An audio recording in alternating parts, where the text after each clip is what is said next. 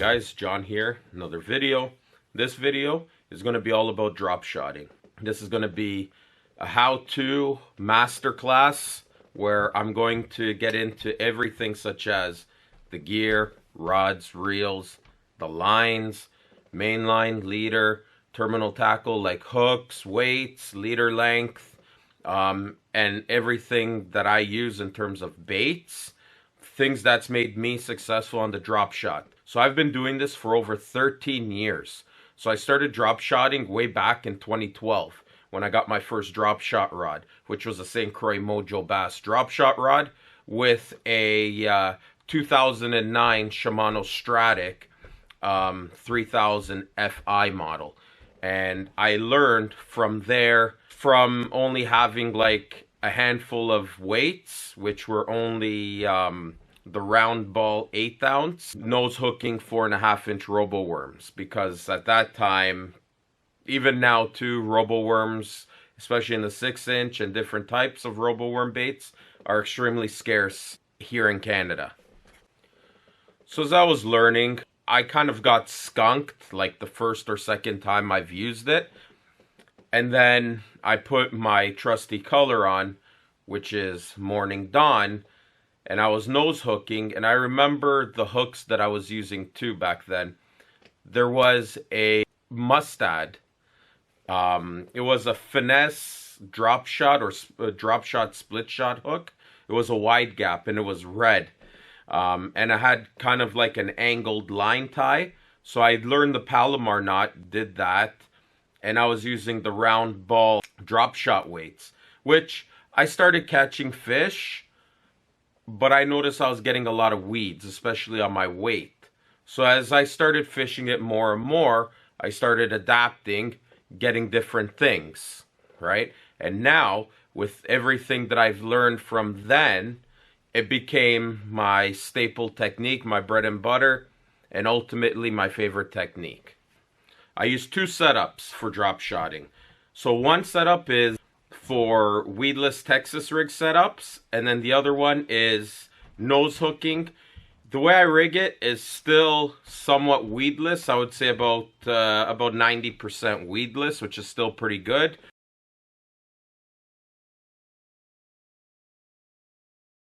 Here's the setup right here. The Texas rig setup is a G Loomis NRX Plus 822 SDSR drop shot rod with a Shimano Stella 2500 HG. This rod, to me anyways, has a nice balance of backbone, sensitivity, and lightness. I'm not going to get too much into the rod because this isn't a rod review. I'll link down my rod review below in the description in case you're wondering. But I have the Shimano Stella because this is my favorite technique, so why not get the best, right? So the line that I have on it is the 6-pound Suffix 131 braid to a 6-pound Seagar Red Label leader. And the hook that I use, I have it with, right now, it's rigged with a RoboWorm Gamakatsu rebarb hook with a Ryugi 3/16 ounce ringed tungsten drop shot weight right here. Always ringed. The weights that I like to use, they all have rings because I don't like clipping my line. I find if you're casting, having a line clip leads to more failures more often than not. Even if you do like a simple overhand knot on it or a clinch knot, you're gonna have failures just because you're crimping your line. So I would generally start off with either the Gamakatsu rebarb hook in 1/0 or a owner cover shot in size 1. The 1/0 Gamakatsu rebarb hook is generally for baits that are 6 inches in the straight tail worm or longer. And then these size 2s I have for 4.5-inch robo worm worms or shorter worms. The size 1 is a decent size hook as well for 6-inch baits. but I still gravitate a little bit more towards the rebarb hook. I just find them to be a little bit more sharper. I just have a nice hookup ratio with them, but I use all three. Either one are magnificent hooks. So now, let me talk to you about the baits that I use with the Texas rig. So let's start with the OGs that I started off using. So I actually forgot to mention that the first worms that I actually started using was actually Power Team lures right here. And if I'm not mistaken, these are called the Finicky Tickler. And I think these are 5-inch. And this one's in a green pumpkin. I used to use a lot of green pumpkin, pearl, blue swirl, watermelon. I would catch them, right? As well as using the 4.5-inch straight tail robo worms. If I'm not mistaken, I have the original packs that I have gotten back in 2012, somewhere over here. But these two I've been Texas rigging and nose hooking, either or, but Texas rigging in the weeds, especially with the worm, is extremely effective. And then I started expanding, right? And been using these 6-inch robo worms right here. This is the Morning Dawn chartreuse. I mean, what can I say, right? So many fish have been caught with this color combo, and it will continue to do so. Just like I've started last year, actually, using bigger profile baits. And I've been noticing last year my average was actually a little bit bigger than what it normally would be. So that way, I would also use a 6-inch fat straight tail robo worm, give it that little bit bigger, thicker profile. And this right here is Margarita Mutilator. I got so many of these colors, right? A nice cloudy day or stained water bait. And then here is the Magic Worm from Missile Baits, designed by Robo Worm, right here in pretty much this is an Aaron's Morning Dawn color, but it's called Morning John. You know, I tend to lean towards in clear water, like the green pumpkins, the Morning Dawn type of pattern. And then when it's cloudy outside, you know, bad weather, I get to these guys right here, the darker purples. Just a confidence thing that I have, right? Darker color, it stands out, gives it a silhouette. In clear water, it's pretty good. So how I like to fish the weedless Texas rig Dropshot, I like to fish it around weeds. The name speaks for itself. And how I do it is I cast out weed edges, you know, and I just drag it, right? I make sure my leader length is just a little longer than, you know, what I intend on fishing, like the depth, right? So if I want my bait to go around a foot off a bottom, I'll have around an 18 to 20 inch leader, because you're fishing it on an angle, right? Your bait isn't completely vertical, so you want that little bit of leader length to allow your bait to be in the zone that you want it. So now I used to tie with a Palomar knot my my hooks, but I found online a Dropshot hook. I don't even know the name of it. I got to get back to you on that one. But you pretty much wrap it in kind of like in some overhand knot or whatever, like 4 or 5 times, and then you cinch it down, and then you pretty much have these ends that keep the hook completely horizontal, which when you're drop shotting, you want your hook to always be with the point up horizontally. So using the 6-pound braid to 6-pound fluorocarbon leader, I want a reel that has the smoothest drag, the easiest and quickest startup, smoothest startup, that I can get. And that's why I chose the Shimano Stella. It's got probably the best drag that I've ever used. The cross carbon drag is phenomenal. The adjustments are so precise that I can just do little minor adjustments and it will not be too tight or too loose. So having that freedom of adjustment makes a huge difference with light line. Right here, and I have also a review video of this reel. I'll link that also down below.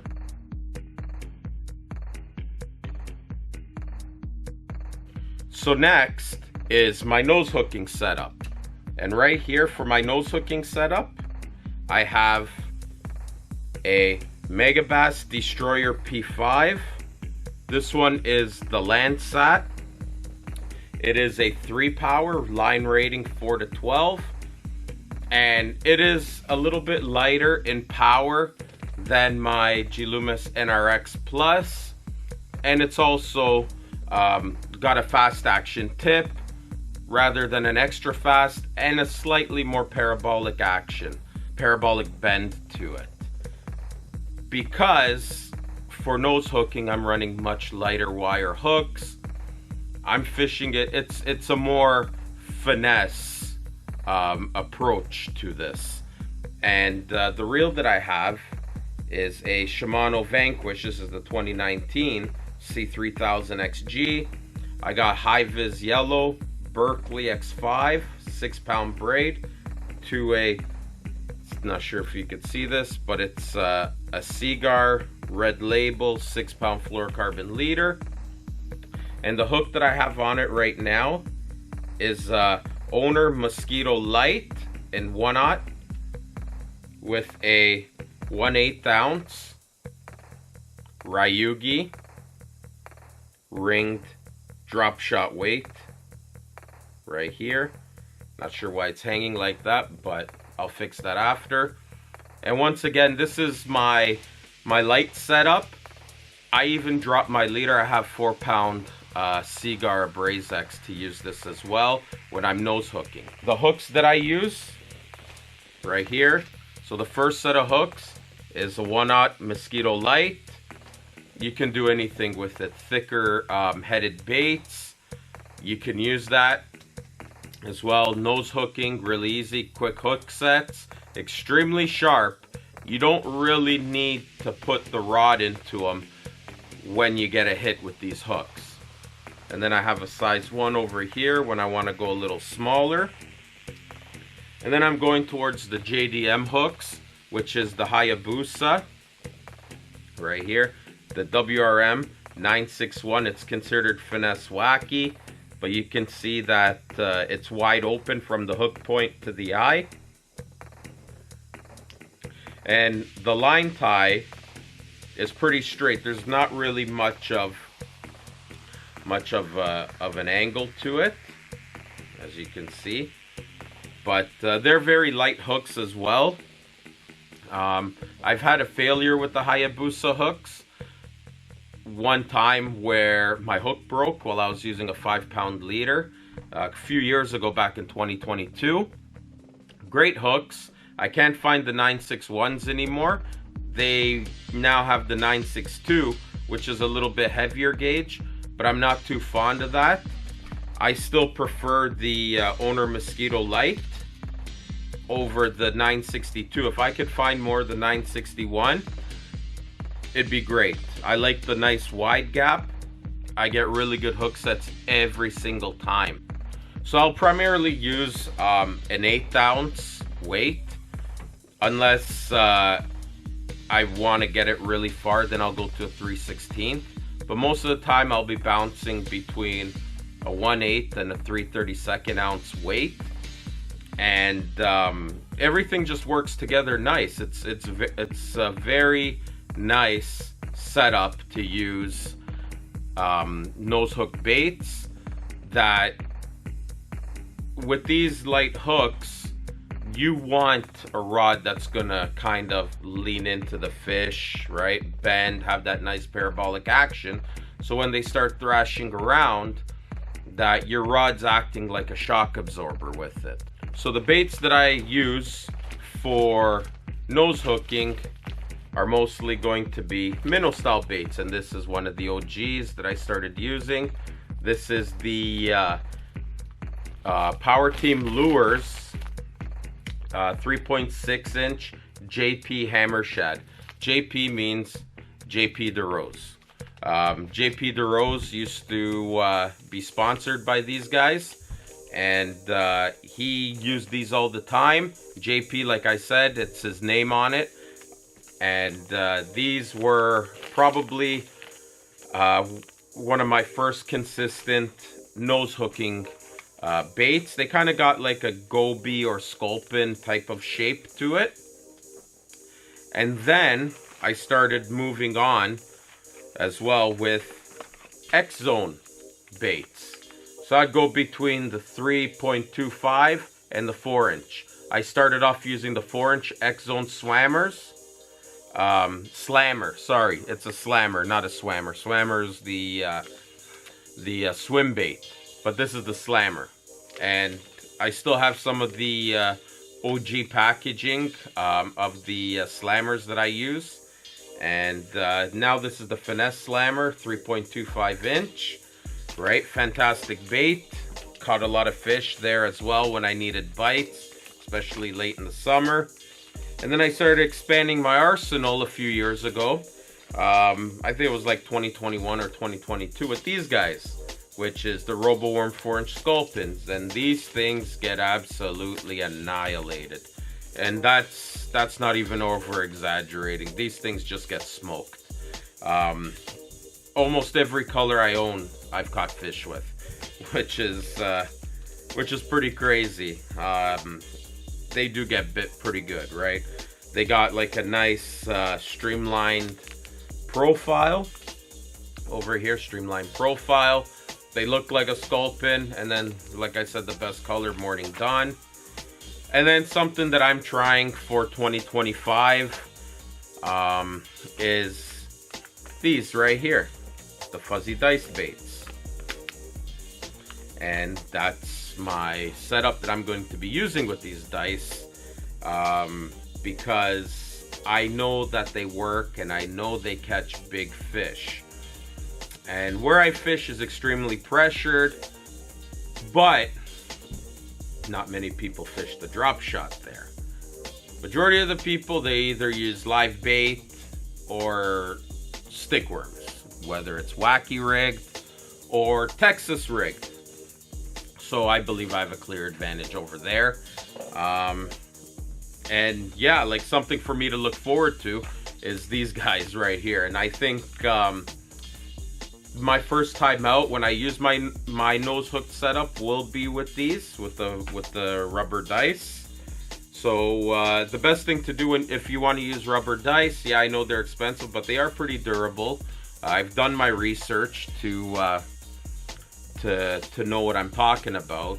And how I fish the nose hooked baits, I will fish it around weeds, but not in it, like I do with the Texas rig version. And what that is if they're keying on mostly bait, right, or fishing in rocky areas, I'll use the nose hook. But with that being said, like I said, I'm not fishing it in the weeds. And this time, I'll actually impart some wiggling action, and I'll drag it. A lot of times too, I may even hop it. Right? If I want to fish it a little aggressive, I'll pop it. But other than that, I mean, I fish it almost identical to the Texas rig. So this is my weight box. So these right here, the top three from the left are Ryugi. So this is the 3/32 ounce. This is 1/8 ounce. This is 3/16 ounce. I love these because these are kind of like a triangular shape. It goes through weeds really nice. And then I have the, if I'm not mistaken, these are Reigns. weights right here. I could be wrong, but I think they are reins. And this is a 16th ounce right here. And then there's a 3/32 ounce. These are the cylinders. As you can see, majority I use are cylinders because I fish a lot of weeds. And then these are the decoys in 3/16 ounce. So these black ones here, all three of these, are Swagger tungsten. This one and this one right here, the teardrop in the cylinder, are 1/8 ounce in the Vader line, and these are just the 1/8 ounce standard in the Swagger tungsten. Now, unfortunately, Tackle Warehouse doesn't sell Swagger tungsten no more, which is a shame. At one time, they were my favorite weights. Nice cylindrical shape with very thin profile. And as you can see, it also says the weight on it. Right, you have it painted in over here, and then it's even etched in over there. And I don't fish anything deeper than, say, 15 feet. So anything heavier than a 3/16 ounce to me is pointless. And also, I don't only use these weights for drop shotting, I also use them for free rig and punch shot rigging. And if you notice, they all have rings. As I explained, I don't like crimps. When you're casting, there's much more of a failure rate when you're casting with the crimped eye. Just a quick tip, cylinder style is better in weeds, and then the round or teardrop is better around rocks, right? But the cylinder will get you in and out of cover a lot easier, and it won't get hung up nowhere near as much as a round one or a teardrop, just because it's thinner. And if it goes into areas, it comes out easy. But anyways, that's the end of my video. I hope you guys enjoyed. Hope you guys learned something. Something like this is essential to learn if you fish heavily pressured areas. I mean, where I fish, a wacky rigged stickworm like a Senko or a Yum Dinger is almost non-effective, just because everybody uses it. Every time I go to my spot, I always see broken stickworms in the water, on the ground. So you know people are really keyed in on using stickworms. So having drop shot in your back pocket, or just something to use when, you know, other baits and techniques just don't work, do a drop shot. You'll thank me later for it. So I appreciate you watching. Don't forget to like, comment, subscribe, and I'll see you on the next video.